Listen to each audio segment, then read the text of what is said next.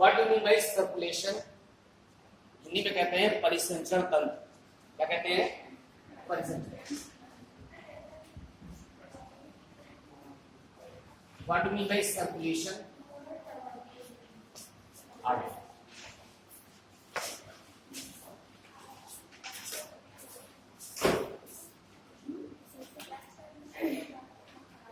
Sugar है topic, बताइए। What do mean bye circulation? Yes, the movement of body fluid में हमारा जो डाइजेस्टिव सब्सटेंस है वो भी उसका मूवमेंट हो सकता है, नाइट्रोजन वेस्ट मटेरियल का हो सकता है, एक्सेट्रा। सारी चीजों का जो मूवमेंट है from one part of the body to the another is called the circulation. And what do mean by system? Circulatory system. What do mean by system? Organ system. आप बताइए what do mean by organ system? अंग तंत्र। तंत्र क्या है? आप बताओ। System, yes, तंत्र।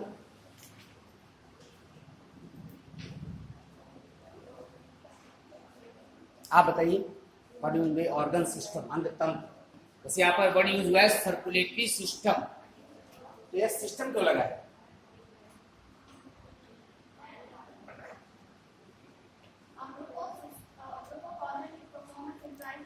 यस, जो सर्कुलेटरी सिस्टम है या सर्कुलेशन है वो केवल एक ऑर्गन का फंक्शन नहीं है। The group of related organs, ठीक है, ये सारे ऑर्गन्स एक पर्टिकुलर फंक्शन को परफॉर्म कर रहे हैं, सर्कुलेशन कर रहे हैं, इसलिए नाम दिया सर्कुलेटरी सिस्टम। फिजियोलॉजी में जितने भी पार्ट है सब सिस्टम में है, digestive system, respiratory system, excretory system, reproductive system, circulatory system. तो सर्कुलेटरी सिस्टम में there are two types of circulation in human beings. कौन कौन से दो प्रकार के सर्कुलेशन है? तो सर्कुलेटरी सिस्टम है तो दो प्रकार के ह्यूमन बीइंग में सर्कुलेशन, नॉर्मली एनिमल्स। कौन कौन से हैं? एक है ब्लड सर्कुलेटरी सिस्टम, हिंदी में कहते हैं रक्त परिसंचरण तंत्र, और दूसरा लिम्फेटिक सिस्टम।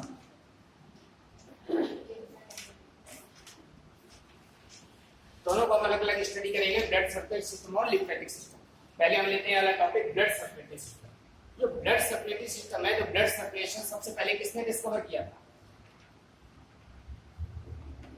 ह्यूमन बीइंग्स में या एनिमल्स में ब्लड सर्कुलेशन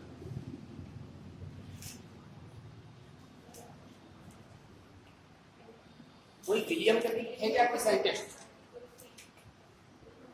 विलियम हार्वे का नाम सुना है? रक्त परिसंचरण सबसे पहले खोजा था विलियम हार्वे ने, ब्लड सर्कुलेटरी सिस्टम, ठीक है।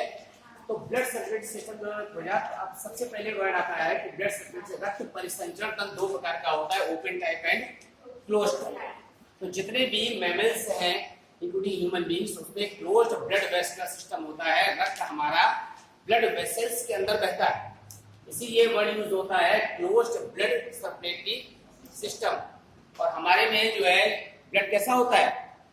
रेडिश कलर का होता है due to presence of haemoglobin, को बाद में स्टडी करेंगे। दूसरा होता है open type of circulatory system, खुला रक्त परिसंचरण। खुले का क्या मतलब है?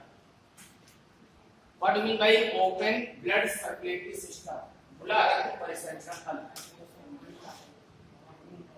नहीं हो पाएगा तो क्लोज हो जाएगा ना, श्रावण बहेगा नहीं। जो आर्टरीज और वेन्स है वो क्या प्योर इम्प्योर को डिस्ट्रीब्यूट करती है, वो बाकी पूरा एक क्लोज्ड ब्लड वेसल सिस्टम है। तो जो आपका ब्लड सर्कुलेटरी सिस्टम है उसमें ओपन और क्लोज्ड हो जाएगा। ओपन पाया जाएगा किसमें? इनवर्टिब्रेट्स में। एग्जाम्पल फाइलम, इस फाइलम में आपने देखा है open blood circulatory system. Arthropoda में टाकोस में होता है, उसमें जो ब्लड वेसल कैविटी होती है उसको हीमोसील बोलते हैं। जो क्लोज्ड ब्लड वेसल सिस्टम है वो ह्यूमन बीइंग्स में, मैमल्स में पाया जाता है, सारे इंडिविजुअल्स में, सारे कॉर्डेट्स में, जितने डेवलप्ड एनिमल्स। अब ब्लड सर्कुलेटरी सिस्टम डिटेल में पढ़ेंगे। तो जो रक्त परिसंचरण तंत्र है उसको सबसे पहले विलियम हार्वे ने खोजा, और रक्त परिसंचरण तंत्र में सबसे मेन पार्ट जो होता है वो क्या होता है? ब्लड होता है। तो अगर हम इसको डिफरेंशिएट कर दें ब्लड सर्कुलेटरी सिस्टम को, तो इसको तीन स्टेप में हम स्टडी कर सकते हैं। ब्लड, दूसरा हो जाएगा ब्लड वेसल्स, हिंदी में कहते हैं रक्त वाहिनियां। तीसरा हो जाएगा यहाँ पर हार्ट। ठीक है, इसको डिफरेंशिएट किया है स्टडी के में ताकि इजी हो जाए, ब्लड वेसल्स और हार्ट। ठीक है, रक्त वाहिनियां और हृदय। अब सबसे पहले हम स्टडी करेंगे इसकी, ब्लड की। बताइए व्हाट इज ब्लड, रक्त क्या है, आप बताइए।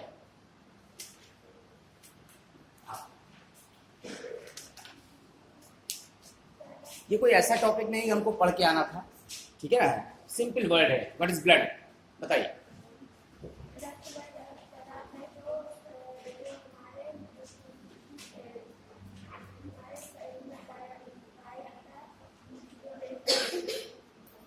व्हाट इज ब्लड, आप बताओ व्हाट इज ब्लड, आप ही से कहें।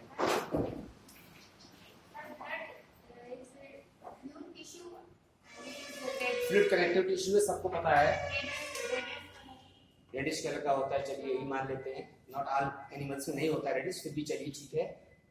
फ्लूइड कनेक्टिव टिश्यू, ये बात सही है। और बताइए, और डिफरेंशिएट करिए। ये लेयर्स होती है एक्टोडर्म, मेसोडर्म, एंडोडर्म, किससे डिराइव्ड होता है? बेटा विंडो खोल लीजिए, कुछ लाइट आएगी बस। ठीक है बैठिए, आइए। Blood is a fluid connective tissue, ठीक है ना, एक तरल संयोजी ऊतक है, सबको पता है। डिराइव्ड फ्रॉम द मेसोडर्म, किससे उत्पन्न होता है? मेसोडर्म से। तीन लेयर होती है, एक्टोडर्म, मेसोडर्म, एंडोडर्म, उसमें मेसोडर्म से डिराइव्ड होता है। इसके अलावा और कोई कैरेक्टरिस्टिक फीचर है ब्लड का?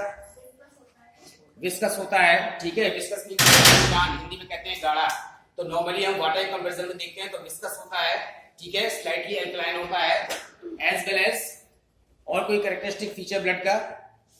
ट्रांसपोर्ट ऑफ ऑक्सीजन, हाँ वो तो उसका फंक्शन है। फिजिकल प्रॉपर्टी कोई? एल्कलाइन हो गया, क्षारीय होता है, स्लाइटली एल्कलाइन होता है। और बताइए,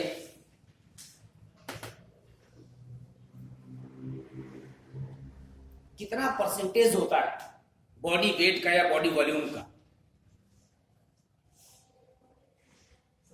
लगभग 10%, 7 to 8% of the total body weight normally है ये, ठीक है ना। ऐसा नहीं कोई फिक्स है, इसलिए कि ये बॉडी का वेट भी वेरी करता है ह्यूमन बीइंग्स में, सभी एनिमल्स में, और उसको 7 to 8% हेल्दी मैंने माना जाता है।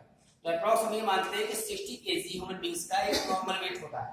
तो 60 kg का आप 78% निकालते हैं तो अप्रॉक्स आपका 5.5 लीटर, उसको लीटर में करते हैं ना कि किलोग्राम में, तो 5.5 litre blood approx human beings में पाया जाता है 60 kg बॉडी वेट के हिसाब से। तो ये जो है फ्लूइड कनेक्टिव टिश्यू हो गया, रेडिश कलर का हो गया, विस्कस हो गया, स्लाइटली एल्कलाइन हो गया, जो बॉडी वेट का 7 to 8% हो गया।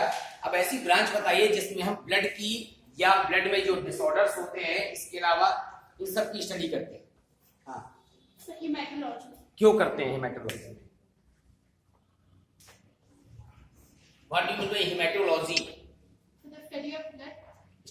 तो मैं वही तो कह रहा हूँ, जैसे हेमेटो वर्ड क्यों है, ब्लडोलॉजी लिख देते हैं हम, बिकॉज़ ब्लड में हीमोग्लोबिन होता है और हेमेटोलॉजी उसी हीमोग्लोबिन वर्ड से। यस, जो हेमेटोलॉजी है वो हीम से बना हुआ है। आपको पता है कि जो हीमोग्लोबिन मेन पार्ट होता है इसमें ब्लड में, किस पार्ट में? आरबीसी, उसी के नाम पर हेमेटोलॉजी इसकी स्टडी के लिए कहा गया। तो पहले देखिए ब्लड, पहले हम सर्कुलेटरी सिस्टम पढ़ रहे थे। सर्कुलेटरी सिस्टम में दो पार्ट आते हैं, कौन कौन सा? Blood circulatory system and lymphatic system. Blood circulatory system को 3 पार्ट में डिफरेंशिएट किया है, ब्लड में, ब्लड वेसल्स में और हार्ट में। ठीक, तो आप इतना डिस्ट्रीब्यूट कर लीजिए, उसके बाद ब्लड में आगे बढ़ते हैं। ब्लड में हम क्या क्या लिख सकते हैं? शॉर्ट में लिखते हैं यहाँ पर, मेसोडर्मल ओरिजिन होती है ब्लड की, ड्राइव्ड होता है मेसोडर्म से, ठीक है। फ्लूइड कनेक्टिव टिश्यू है, तरल संयोजी ऊतक है।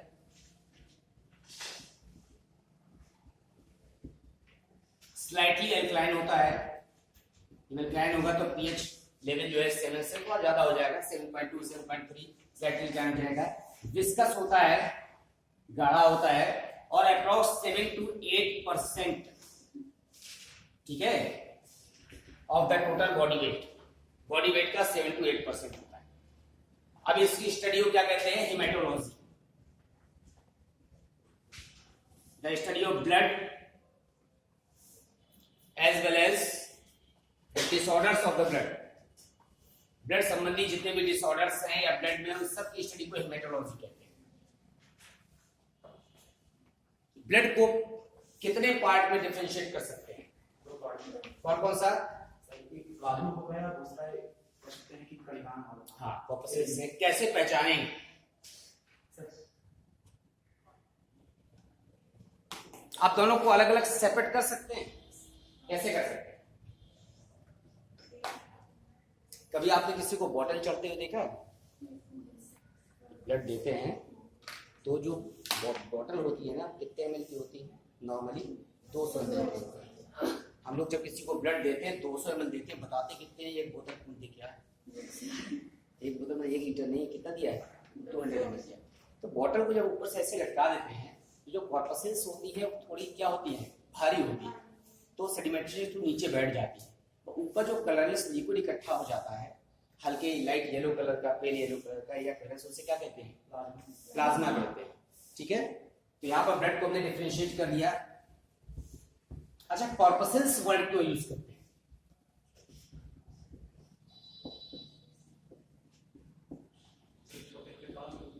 प्लाज्मा में और ब्लड कॉर्पसेस में हम लोग सेल्स क्यों नहीं लिख देते? हिंदी में लिखा होता है रक्त कणिकाएं, ना कि रक्त कोशिकाएं। तो कॉर्पसेस और सेल्स में क्या डिफरेंस है? ये प्लाज्मा 55% भाग बनाता है टोटल ब्लड का, और ये कॉर्पसेस 45%। अब हमको एक एक में आना। चलिए पहले प्लाज्मा पढ़ते हैं। It is a colourless pale yellow colour का लिक्विड होता है, स्लाइटली ट्रांसपेरेंट होता है, as well as it contains the, क्या कहता है? मेनली वाटर होता है 91%, एंड रेस्ट का क्या होते हैं? प्रोटीन्स होते हैं, इनऑर्गेनिक सॉल्ट्स होते हैं, ऑर्गेनिक सॉल्ट्स होते हैं, एक्सेट्रा, ये सारी चीज होती है इसमें। तो 91% इसमें वाटर हो गया, plus rest organic plus inorganic substance. तो ऑर्गेनिक सब्सटेंस भी है और इनऑर्गेनिक भी है। तो ठीक है, 91% वाटर है, वाटर से कोई मतलब नहीं है। हम आते हैं केवल इनऑर्गेनिक और ऑर्गेनिक सब्सटेंस। तो इनऑर्गेनिक बने अकार्बनिक और ऑर्गेनिक बने कार्बनिक पदार्थ। तो आप लोगों को बताना है एक एक इनऑर्गेनिक सब्सटेंस और एक एक इनऑर्गेनिक आपको बताना है। कोई एक इनऑर्गेनिक सब्सटेंस बताइए जो प्लाज्मा में पाया जाता है या ब्लड में पाया जाता है, अकार्बनिक पदार्थ। साल्ट के फॉर्म में हो सकता है ना, नाम बताइए। कल आई थी ना आप? आई थी, मैंने कहा था सर्कुलेटरी सिस्टम पढ़ाएंगे, आपने बुक नहीं खोली है। आप बताओ कोई इनऑर्गेनिक सब्सटेंस जो आपको लगता है ब्लड में पाया जाता है, फास्फेट के फॉर्म में हो सकता है, कार्बोनेट के फॉर्म में, बाइकार्बोनेट के फॉर्म में हो सकता है। आप बताओ, बैठे बैठे बताइए। अरे सोडियम क्लोराइड होगा, सोडियम बाइकार्बोनेट होगा, ठीक है। इसके अलावा कैल्शियम के होते हैं, मैग्नीशियम के होते हैं, और पोटेशियम के फास्फेट होते हैं, सल्फेट होते हैं। ये सब क्या है? इनऑर्गेनिक। तो सोडियम के, कैल्शियम के, मैग्नीशियम के, इन सब के बाइकार्बोनेट, सल्फेट, फास्फेट एक्सेट्रा, ये सब इनऑर्गेनिक सब्सटेंसेस हैं। ठीक, और मेन होते हैं ऑर्गेनिक सब्सटेंस। जो ऑर्गेनिक सब्सटेंस है कार्बनिक पदार्थ, उस कार्बनिक पदार्थ में एक एक कार्बनिक पदार्थ नाम बताना है। आप बताओ बेटा। The organic substance of the blood या प्लाज्मा। प्लाज्मा में जो ऑर्गेनिक सब्सटेंस डिसॉल्व होते हैं या फ्लोट कर रहे हैं, होता है कोई नाम, कार्बनिक पदार्थ। वेरियस टाइप्स ऑफ प्रोटीन्स हैं, ठीक है। बताइए कोई प्रोटीन जो लीवर में सिंथेसाइज होती हो। और एल्बुमिन है, ग्लोबुलिन है, फाइब्रिनोजन है, प्रोथ्राम्बिन है, ये सारे क्या है? ऑर्गेनिक सब्सटेंस है, प्रोटीन है। जो एल्बुमिन होती है यहाँ पर, और ग्लोबुलिन होती है। यूरिया से पाया जाएगा, यूरिन को पाया जाएगा, यूरिया है, यूरिक एसिड है, स्मॉल अमाउंट में क्रेटिनिन है, सब पाए जाएंगे, गैसेस भी पाई जाएंगी। अभी ऑर्गेनिक सब्सटेंस में मेनली एल्बुमिन है, ग्लोबुलिन है। ग्लोबुलिन ही जब इम्यूनोग्लोबुलिन कह देते हैं तो वो एंटीबॉडी बनाने लगती है। किसके काम आती है? डिफेंस के काम आती है। सबसे स्मॉलेस्ट टाइप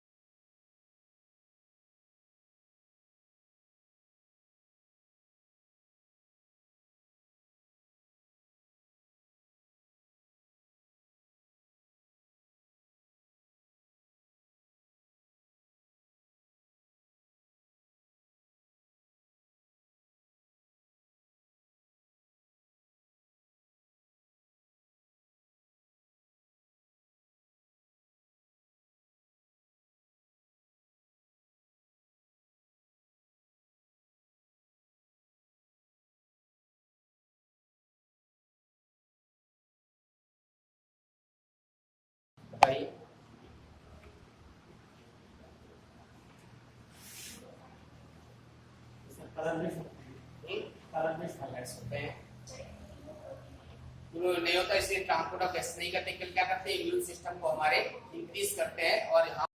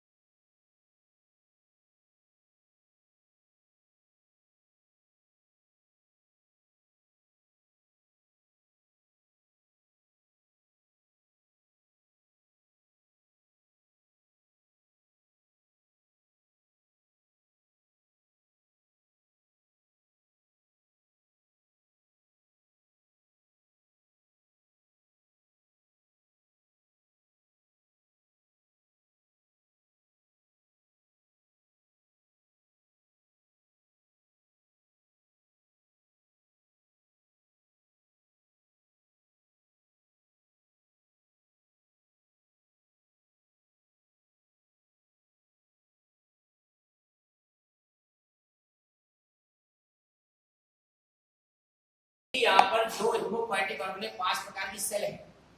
एक हो गई एरिथ्रोब्लास्ट। एरिथ्रोब्लास्ट क्या बना देगी? एरिथ्रोसाइट्स। ये लिख लीजिए आप, एरिथ्रोब्लास्ट हो गया। नेक्स्ट आती है क्या बनाएगी? एरिथ्रोसाइट्स बनाएगी। जो माइलोब्लास्ट है ये बना देगी एसिडोफिल, बेसोफिल और न्यूट्रोफिल। फिर इसके बाद हम आएंगे किसमें? लिम्फोब्लास्ट में। लिम्फोब्लास्ट क्या बनाएगा? लिम्फोसाइट्स बनाएगा। चौथी कैटेगरी मोनोब्लास्ट, मोनोसाइट्स बनाएगा। मेगाकैरियोब्लास्ट ये बनाएंगे मेगाकैरियोसाइट्स। इसी को ब्रैकेट में लिख देते हैं प्लेटलेट्स, मेगाकैरियोसाइट्स। तो आरबीसी हो गया, डब्ल्यूबीसी हो गया। अब आते हैं थर्ड पार्ट किसमें? प्लेटलेट में। प्लेटलेट का दूसरा नाम और कोई है? थ्रोम्बोसाइट्स। और कोई स्पेसिफिक फीचर प्लेटलेट्स में? हाँ, तो जब भी कोई चोट लगती है, इंजरी होती है, नहीं वो तो उसका फंक्शन है ही, वो तो फंक्शन है। और कोई स्पेशल फीचर है क्या? ये तो फंक्शन हो गया उसका। सोचिए किसमें पाई जाती है? केवल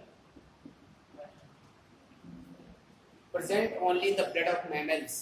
लिखा होता है केवल स्तनधारियों के रक्त में पाई जाती है, ठीक है ना, बाकी किसी में नहीं पाई जाती। प्लेटलेट्स जो है यहाँ पर थ्रोम्बोसाइट्स भी कहते हैं। Present only the blood of mammals. किससे बनती है? मेगाकैरियोब्लास्ट से बनती है। इसी को मेगाकैरियोसाइट्स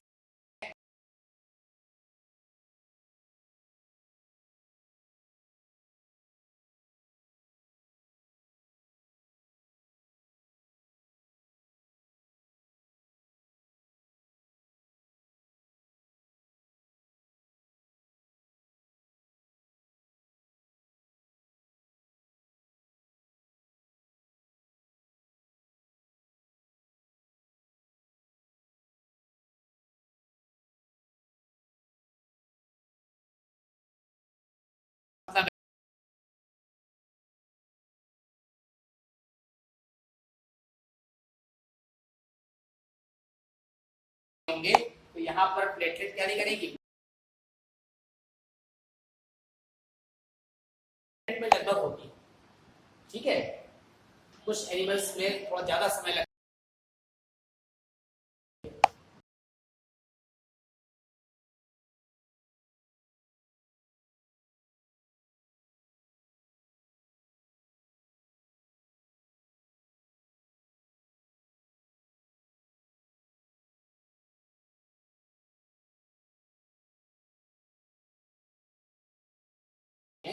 तो जो ब्लड प्लेटेड होती है एक फैक्टर बनाती है, उसे कहते हैं फैक्टर 3। थर्ड फैक्टर हमारी ब्लड प्लेटलेट्स हैं वो क्या बनाती है? Plated factor 3।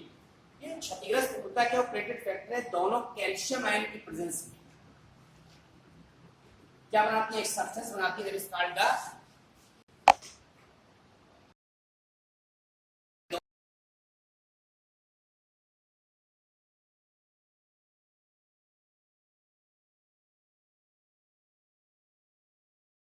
किस तरह से ब्लड क्लॉटिंग होगी।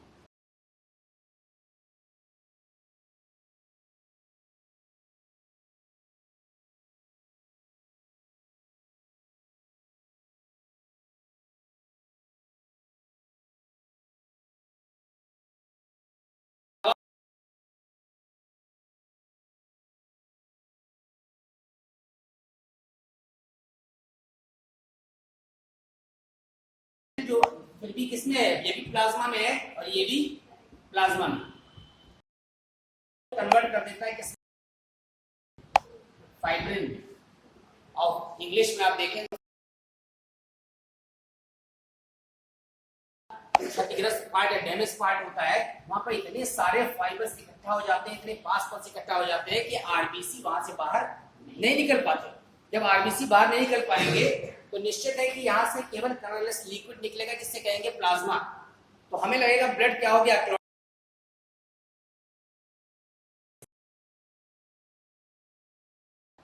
जब वहां से बाहर नहीं आ पाएंगे तो आरबीसी काउंट हो जाएगा, केवल क्या निकलेगा, लिक्विड निकलेगा, प्लाज्मा। थोड़ी देर बाद लिक्विड भी बंद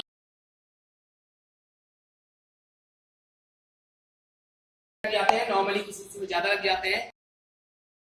सेक्स लिंक डिसीज है, जेनेटिकल डिसीज है, जिसके कारण से ब्लड क्लॉटिंग होती नहीं है। कौन सी डिसीज है,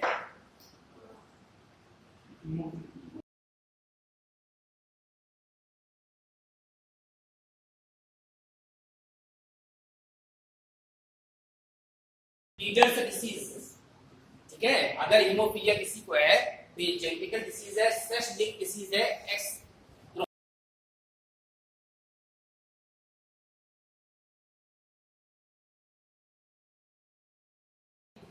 क्योंकि बच्चे को या किसी भी एडल्ट को किसी भी एज में अगर चोट लगेगी तो बंद नहीं होगा।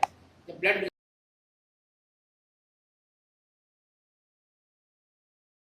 हिस्टोरिकल फैमिली है विक्टोरिया, विक्टोरिया का परिवार पूरे वर्ल्ड में फेमस जो है परिवार है, राजशाही परिवार है। उनके परिवार में डिसीज थी, उनके घर के बच्चों को चारों तरफ से फोम की दीवारें होती थी, बाउंड्री ईंटे की नहीं, फोम की, ताकि बच्चा कभी लुढ़क जाए, कभी उसको चोट लगती, उसको चोट नहीं लगी।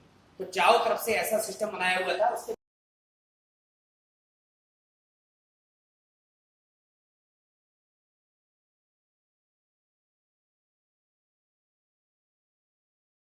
क्योर कर लिया। कैसे क्योर कर सकते हैं,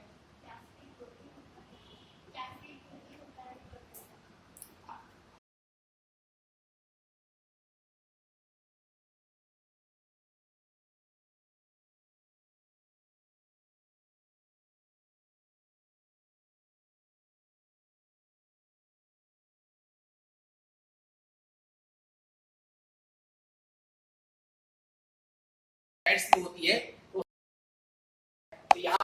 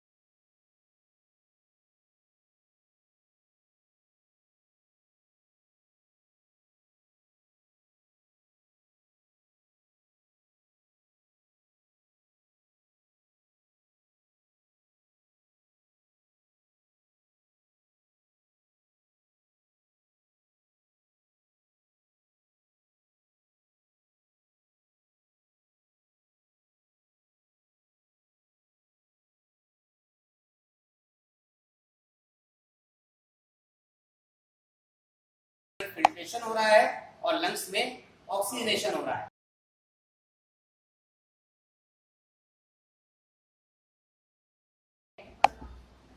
इसका डायमीटर ज्यादा होता है और वॉल के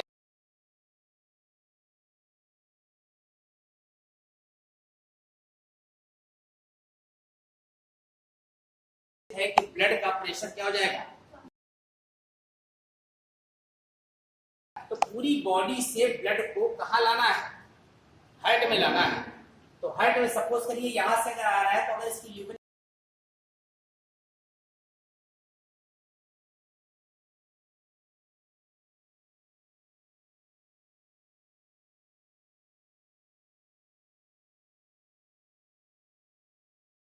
क्या करते हैं,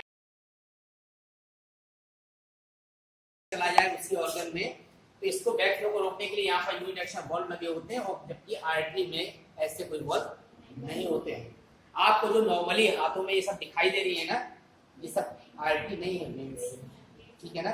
तो आर्टरी में यहाँ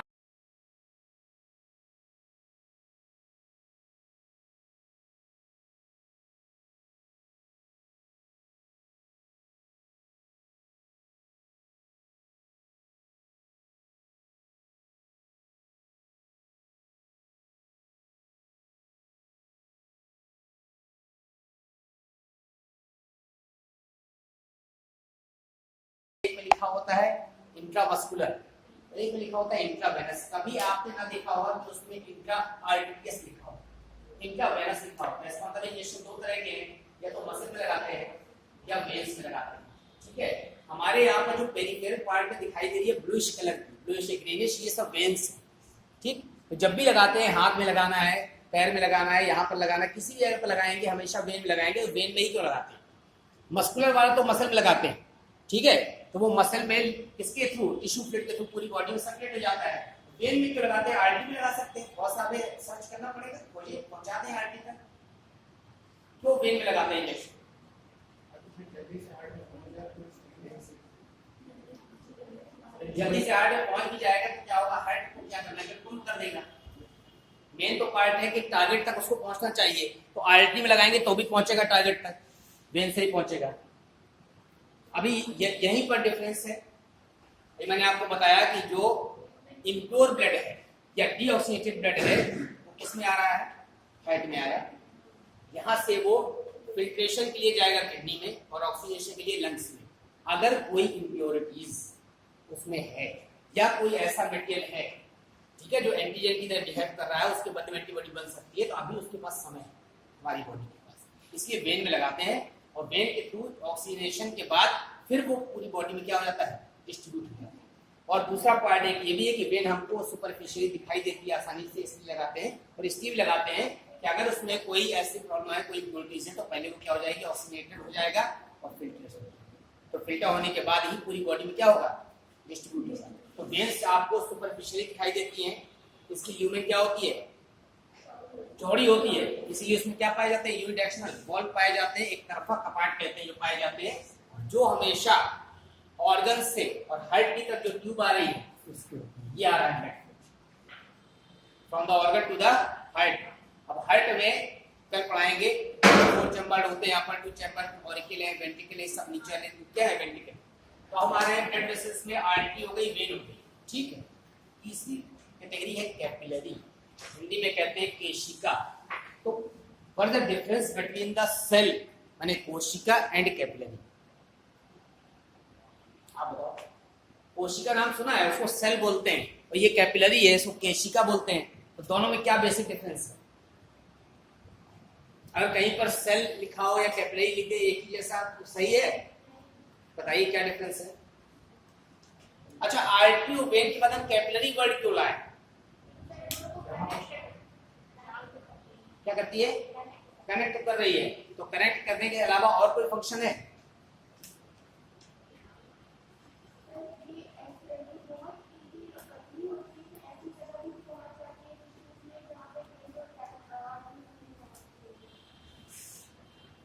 उसके लिए तो आर्टेरियोल्स हो सकते हैं। केवल अगर फाइन का मतलब है तो उसमें पहले हो गया एरोटा, एरोटा के बाद हो गया आर्टरी, आर्टरी के बाद सब आर्टरी, उसके बाद आर्टेरियोल्स, ठीक है ना, महाधमनी, फिर धमनी, फिर सबधमनी, फिर धमनिका, इसी तरह से वेना कैवा, फिर वेन, उसका सब वेन, फिर उसके बाद वेन्यूल्स, ठीक है, तो वेन्यूल्स में शिराका। तो इस तरह डिस्ट्रीब्यूशन हो रहा है। तो सपोज करिए कि ये यहाँ पर कौन सा है, एरोटा। अब एरोटा फिर डिवाइड कर गया यहाँ पर, सपोज करिए आर्टरी में, आर्टरी फिर डिवाइड कर गई सब आर्टरी में, सब आर्टरी फिर डिवाइड कर गई, सपोज करिए दिस द आर्टरियोल, आर्टरियोल माने धमनिका, ठीक है।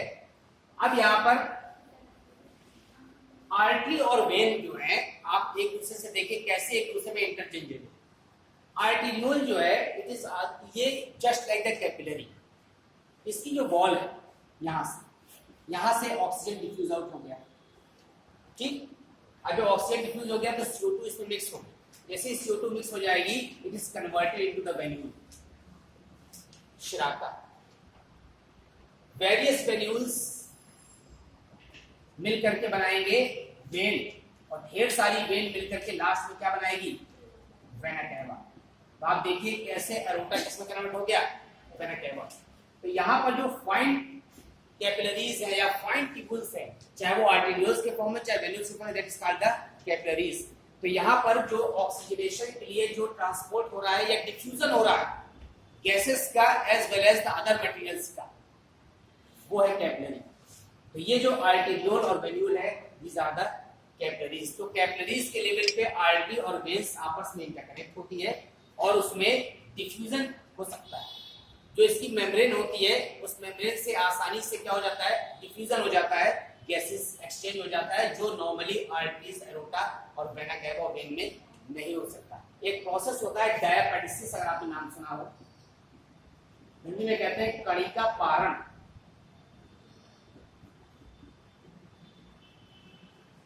शायद वॉन बेरिंग ने वर्ड यूज किया था डायापेटिसिस।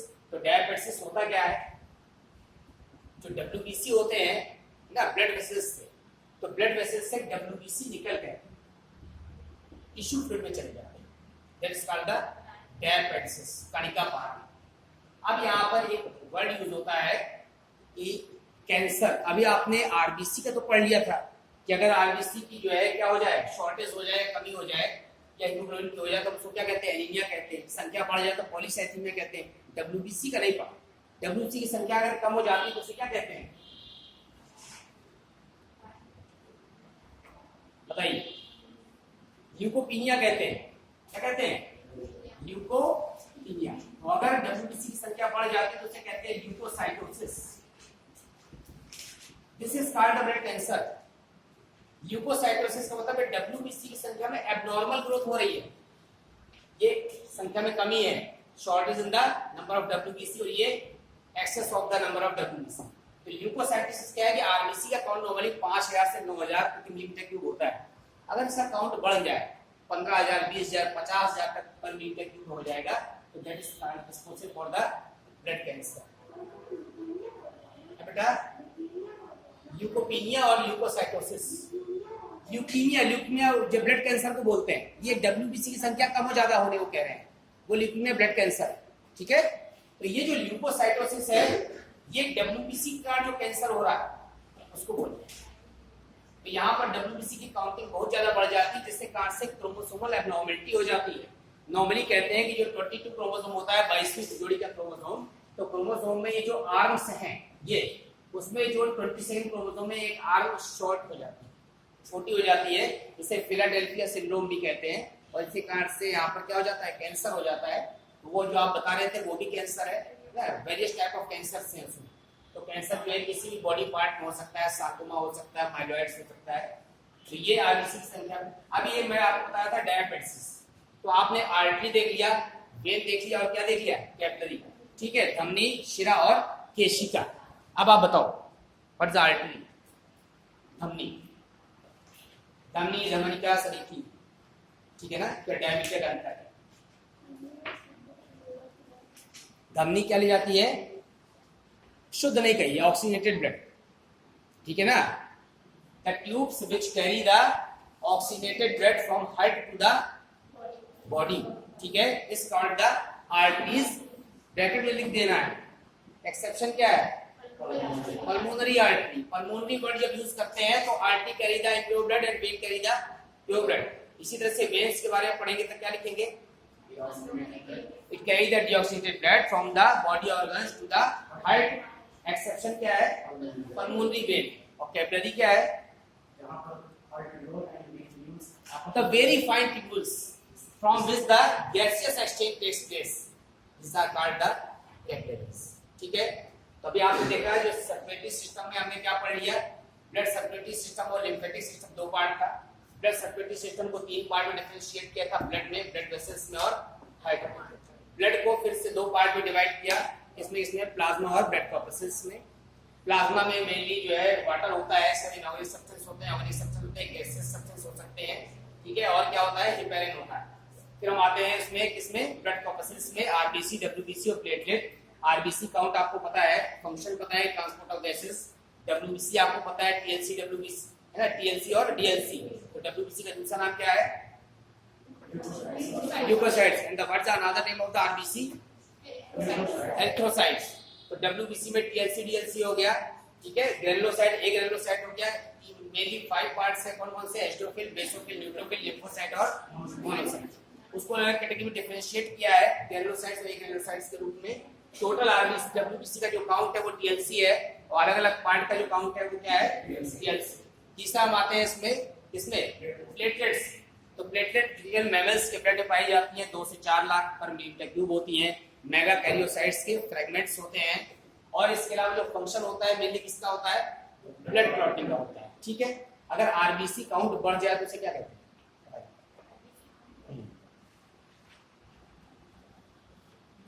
आरबीसी काउंट अगर बढ़ जाए ह्यूमन बींग्स में तो कंडीशन क्या कहलाती है, क्या साइड इफेक्ट होगा?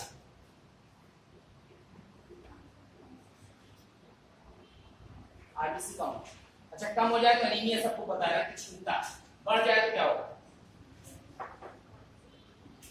नॉर्मली इंडिया में कम ही होता है। इंडिया में जितने डेवलपिंग कंट्रीज हैं वहां पर जो है क्या नहीं मिल रहा है?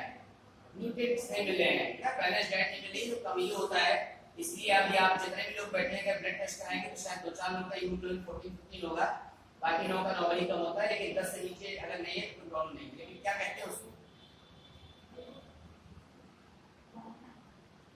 पॉलीसाइथेमिया कहते हैं। किसी व्यक्ति को, जैसे हमने आपको बताया कि माउंटेन्स पर ले जा रहे हैं ना, तो माउंटेन्स पर ले जाते हैं तो 4 से 8 दिन में वो व्यक्ति ज्यादा गोरा दिखाई देता है, आरबीसी काउंट बढ़ जाता है। जो हिल्स के लोग होते हैं, पहाड़ी लोग होते हैं, वो ज्यादा गोरे होते हैं, है ना। गोरे के साथ साथ जो उनके जो क्या चाहिए बॉडी कलर होता है, खासतौर पर फेशियल एक्सप्रेशन का, उसमें लगता है कि ऐसा लगता है कि छू के ब्लड भर दिया गया। तो आप क्या भी ऐसा हो सकता है, बशर्ते आपको कुछ दिन वहां रहना पड़ेगा। लेकिन माउंटेन की जो लाइफ होती है ना, वो हम लोग बहुत ज्यादा सर्वाइव नहीं कर सकते। आप अगर कंपैरेटिवली कंडीशन देखें तो हम लोग प्लेन्स में बहुत इजी लाइफ जी है। तो माउंटेन की लाइफ होती है वो बहुत ज्यादा टिपिकल होती है, बस कुछ देर के लिए घूमना अच्छा लगता है। अभी आपसे कहा जाए कि आप 1 महीने रहिए तो आप 1 महीने रहेंगे 2-4 दिन, उसके बाद कहेंगे अब हम वापस जाएंगे प्लेन्स में, ठीक। तो आरबीसी, डब्ल्यूबीसी, प्लेटलेट के बाद हम आ गए ब्लड वेसल्स में। इसमें आर्टरीज हो गया, वेन्स हो गया।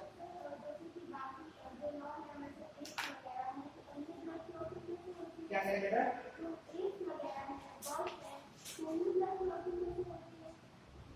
मैमल्स में ये पाया जाता है आपका प्लेटलेट्स, ठीक है। इसके अलावा जितने भी एनिमल्स हैं, फिशेस से लेकर के एम्फीबिया से लेकर के रेप्टाइल्स से लेकर एप्स से लेकर के, उसमें यहाँ पर प्लेटलेट नहीं पाए जाते, इनसिपिएंट प्लेटलेट्स कहते हैं। तो वो जो इनसिपिएंट प्लेटलेट्स होते हैं वो ब्लड क्लॉटिंग के लिए रिस्पॉन्सिबल तो है, लेकिन ह्यूमन बींग्स में जो फास्ट ब्लड क्लॉटिंग होती है 2 से 6 मिनट में, उतनी ज्यादा फास्ट उसमें नहीं होती है।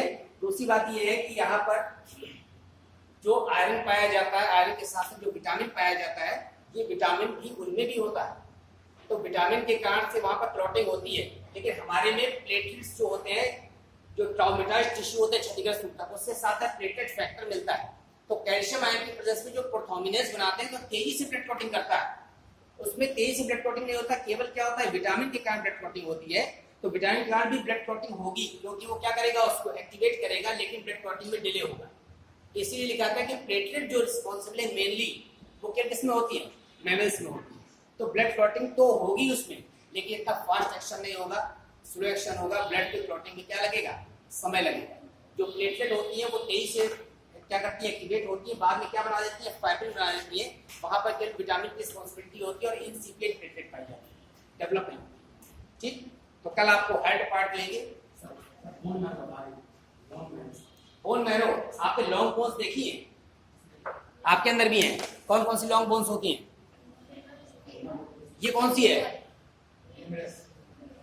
ये कौन सी है, और ये कौन सी है?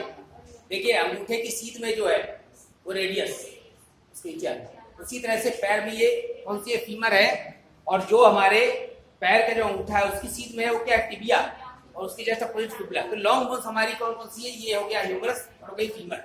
इसके अलावा स्टर्नम में पाई जाती है, क्लेविकल में पाई जाती है, इसको भंसुली कहते हैं। ठीक है, रिब्स में पाई जाती है। तो इसके अंदर अगर आप कोई बोन देखते हैं, स्पेशली लॉन्ग बोन,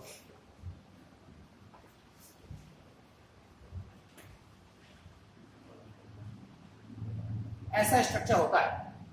तो यहाँ पर जो ब्लड कैपिलरीज होती है वो वेरी फाइन टिब्यूल्स, वो ब्लड कैपिलरी इंटर करती है। किसके अंदर, बोन्स के अंदर। तो बोन्स के अंदर ब्लड कैपिलरी इंटर करती है। तो जो एक होता है रेड बोन मैरो, तो जहां पर कैपिलरीज बहुत ज्यादा अमाउंट में होती है वो क्या कहलाता है, red bone marrow. That is responsible for the formation of the RBC.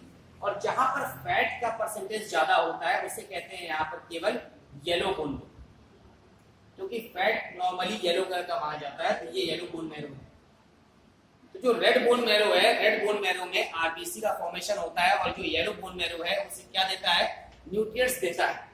क्योंकि फैट भी क्या है, एक एनर्जी प्रोड्यूसर है, तो ये न्यूट्रिएंट्स देता है ताकि उसके फॉर्मेशन के, आरबीसी के फॉर्मेशन के लिए क्या मिलता रहे, एनर्जी मिलती रहे, डिवीजन होता है। तो आरबीसी का जो शेप होता है बाइकॉन्केव, अगर इसका शेप लगातार बढ़ता जाएगा और ये डिवाइड नहीं करेगा तो आपका एरिया तो उसका बढ़ता जाएगा, तो हमारे ब्लड में आरबीसी का काउंट कम रहेगा, और आरबीसी काउंट के अलावा इसका साइज क्या रहेगा, ज्यादा रहेगा।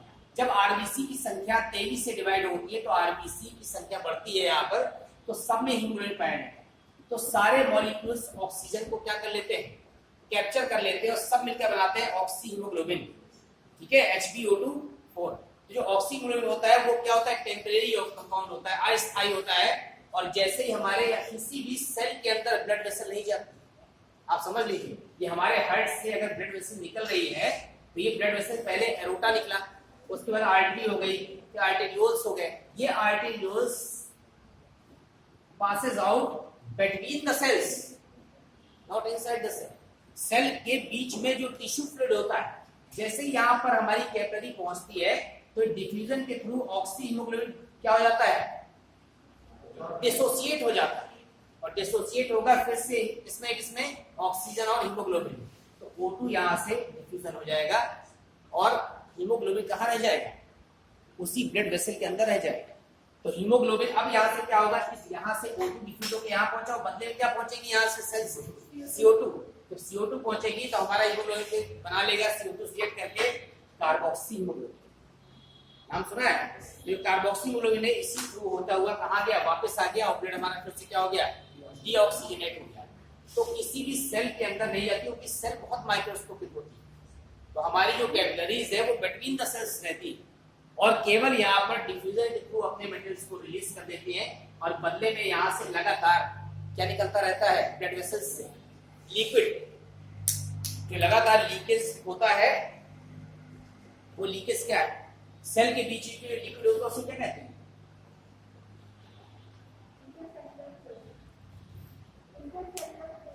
इंटरसेल्युलर फ्लूइड कहते हैं, एक और नाम टिश्यू फ्लूइड कहते हैं। कोशिकाओं के बीच में जो लिक्विड है that's called the tissue fluid. और एक आपने नाम सुना है लिम्फ या सिका, क्या डिफरेंस है टिश्यू फ्लूइड लिम्फ? देखिए कभी भी आरबीसी रिलीज नहीं होती ब्लड वेसल्स से या कैपिलरीज से, तो इसीलिए टिश्यू फ्लूइड होगा या इंटरसेल्युलर स्पेस में जो लिक्विड होगा वो हमेशा कलरलेस होगा। और हमने आपको बताया कि जो WBC होती है वो डायपेटिस प्रोसेस के थ्रू क्या हो सकती है, निकल सकती है बाहर। तो WBC काउंट तो होता है, तो लगातार कैपिलरीज से अगर ब्लड इसी तरह निकलता रहेगा तो ब्लड कंसंट्रेट हो जाएगा गाढ़ा। अब जब ब्लड कंसंट्रेट हो जाएगा तो चारों तरफ फ्लो कर रहा है तो फ्लो रुक जाएगा, क्या करेंगे उसके लिए, हमारा जो लिम्फेटिक सिस्टम है वो इसीलिए है। लिम्फेटिक सिस्टम क्या करता है, यहाँ पर जो लिम्फ वेसल्स होती हैं या लिम्फ कैपिलरीज होती हैं वो एक्स्ट्रा लिपिड को कलेक्ट करती है। कहाँ से? टिश्यू फ्लूइड से, और उसको वापस कहाँ तक लाती है? हार्ट तक लाती है।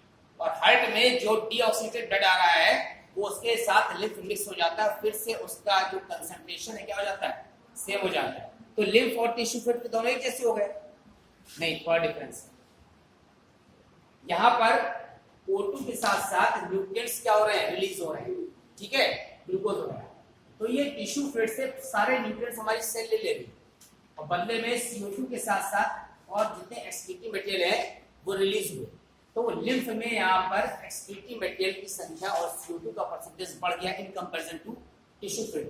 तो the part of tissue fluid in which the CO2 as well as excreting material is abundant या more in comparison to tissue fluid that is carried out by the lymph capillaries and the lymph vessels and ultimately to the heart. That's called the lymphatic system. और बीच बीच lymphatic system में हमारे क्या होते हैं? यहाँ पर reticuloendothelial sales के group होते हैं जो लगातार क्या बनाते हैं? मैक्रोफेज सेल्स बनाते हैं। तो इसमें यहाँ से वापस लाने में जितने भी यहाँ पर रेटिकुलोएंडोथेलियल हमारे ग्रुप ऑफ सेल्स हैं वो सब लगातार WBC बनाते हैं। WBC मेनली क्या बनाते हैं? लिम्फोसाइट और मोनोसाइट्स को हार्मफुल सब्सटेंस को डैमेज करते जाते हैं ताकि हार्ट तक पहुंचते पहुंचते जितने भी टॉक्सिक मटेरियल या हार्मफुल सब्सटेंस वो क्या हो जाए? डिसेलेट कर जाए। तो ये बोन मैरो जो है वो red bone marrow, yellow bone marrow presence of blood vessels या ब्लड के एज वेल एज फैट के कंपैरिजन में होती है और यहीं पर आरबीसी बनते हैं। तो एम्ब्रियोनिक स्टेज में कहां बनते हैं? अगली एम्ब्रियोनिक स्टेज योग से मिडिल एम्ब्रियोनिक स्टेज में, बाद में बोन मैरो। तो हम लोग देखते हैं कि स्पेशली बोन मैरो में, बोन मैरो के अलावा हमारा स्टेर्नम भी है, एरेक्टिन भी है, रिब्स भी है, ठीक है, इलियम भी है, इन सब जगहों पर भी बनते हैं आरबीसी। इन्हीं सब में डब्ल्यूबीसी बनते हैं और डब्ल्यूबीसी में थाइमस कैसे बनते हैं? तो दो तरह के डब्ल्यूबीसी हो जाते हैं। कौन कौन से? टी सेल और बी सेल। नाम सुना है? बताइए कौन बताएगा difference between the T and B cell? T lymphocyte और बी लिम्फोसाइट। टी लिम्फोसाइट होती है उनका माइग्रेशन और वो बनती हैं ये रेड कलर में। टी माने थाइमस, जो बी वाली होती है वो इसीलिए नाम को डिफरेंशिएट किया है टी और बी लिम्फोसाइट। जो बोन मैरो बन रही है दैट्स कॉल्ड बी लिम्फोसाइट और जो थाइमस ग्लैंड बन रही है वो टी लिम्फोसाइट, ठीक है। बंद कर दीजिए।